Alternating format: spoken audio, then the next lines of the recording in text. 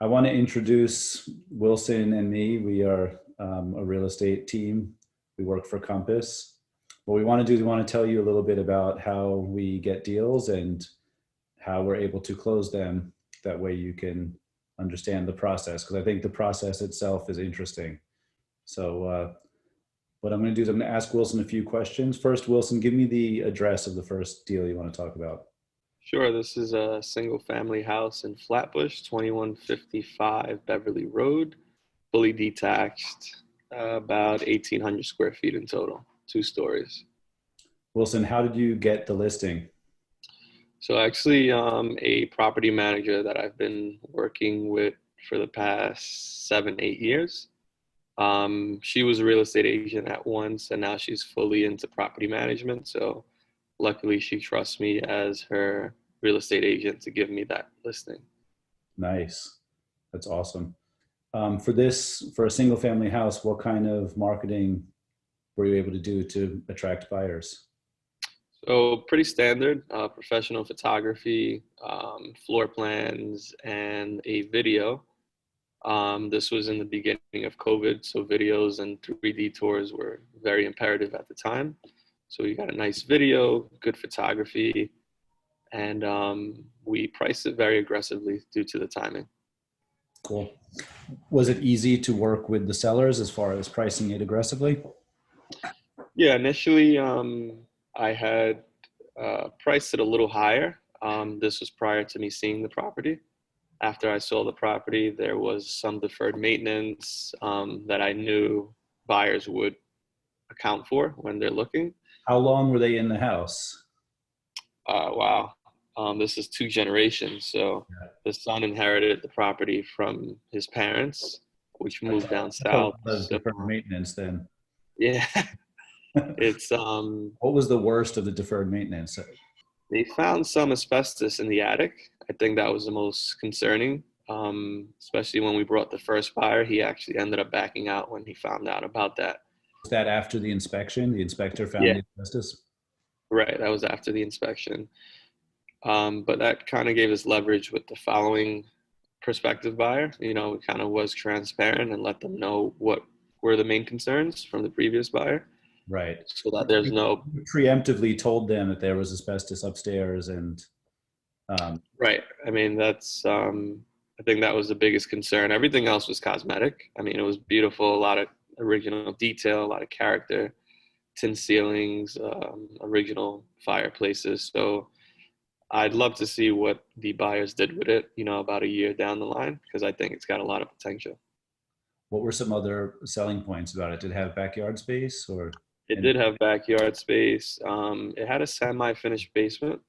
Backyard space was big, very close to Prospect Park, close proximity to Flatbush Avenue, Nice. subways, and it had a semi-finished basement, as mentioned.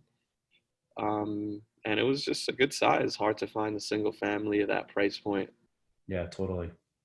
What were some of the hurdles as far as, I mean, especially since you were showing pretty much right in the peak of COVID? What Yeah, were some I of the mean, hurdles? COVID itself was a hurdle. The Yeah. family, my clients, the sellers, they were very, as most people are, very afraid of COVID. She had some family members that did pass from it. So we would, masked up, gloves, booties, everything, one party at a time. And that was one of the main hurdles. Another one was they were moving out of state. They had a timeline to beat. They wanted to be closed in a month. So that's almost unrealistic at most times. Yeah. But fortunately, we were able to do it, to get it done. They were moving to Georgia. Their kids were starting school the end of August. So we were on a tight timeline. But luckily, we were able to bring a buyer to get it done. And we got a great mortgage guy, which is one of my best friends, Chris Figueroa at Embrace Bank. And he got it done from start to finish, 30 days. So that was perfect. That's awesome. That speed is really important in that situation. Two things to unpack from that. So one is how did you find the buyer? Like where did the buyer come from? And then also what was the seller's attitude like as things were kind of moving along? Yeah, good question. So funny enough, the first buyer that backed out was through Triplement, Shelley Place, great agent. And she actually brought the second buyer, which ended up closing. So she was very active and she saw the value in the property. So she continued to push clients to go see it. And lucky enough, the second buyer that she brought was the perfect fit. Heard Um, the agent who showed them the place was really awesome as well. yeah, he was great. Yeah, Ralph did an amazing job hosting open houses. So he got to come with a I got to full wear a lot hazmat of suit. booties as well. I put on a lot of pairs of booties from that Yeah, house. you had a whole hazmat suit on. Pretty much. Yeah, I think as far as COVID protocol, that was probably one of the safest houses we were going into. But Yeah. sellers in healthcare, I can't remember. Like she had some kind of Yeah, she was in healthcare sales, I believe. right So she was very particular, and ridiculous. she um, she kind of became a hurdle herself throughout the process. She had the particular timeline that she was looking for, but Yeah, that timeline was kind of unrealistic. Like it maybe was, explain how like why that was so hard to do.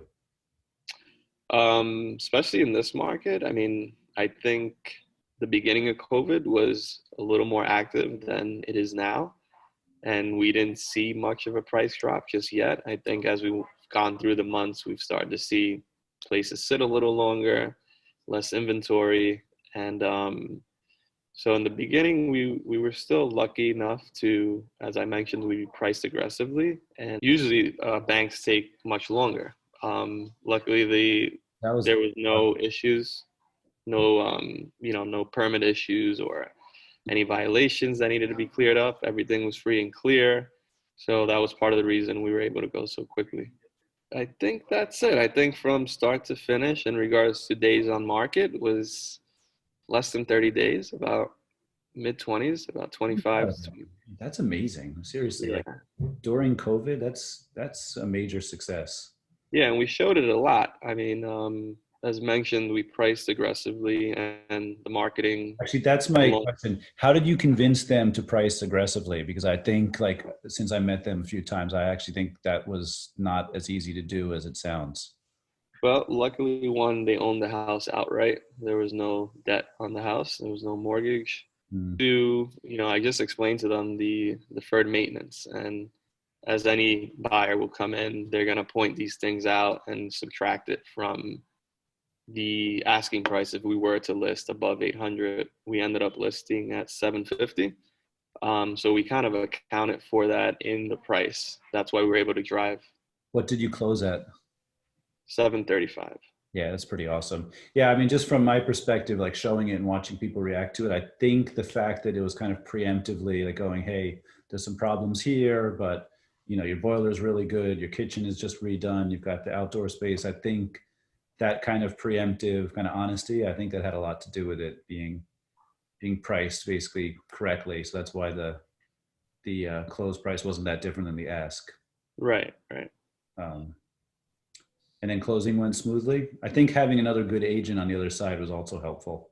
Yeah, she definitely was. She pushed her clients along quickly. They were, pretty much your ideal clients. They Totally. didn't ask too much questions. They took care of what they needed to take care of. This wasn't their first rodeo. They owned some more property, I believe, upstate. Mm. So they were familiar with the process. So it was more or less just telling them what we needed in regards to the bank, setting up inspections and appraisals, and from there everything went really smoothly. Awesome. And then the appraisal came in at the right price. Yes, I believe it came in at asking, so a little bit That's a higher. little higher then. Yeah. That's awesome. So then they feel like they got a good deal. Meanwhile, the sellers happy. Yeah, Where did the sellers move to? I remember they moved they somewhere. moved to Georgia. Right. Yeah, Yeah. So they're happy. got a lot more bang for your buck down there. A lot more. Yeah. I think they got a much bigger place. All right. Cool. That's a cool story.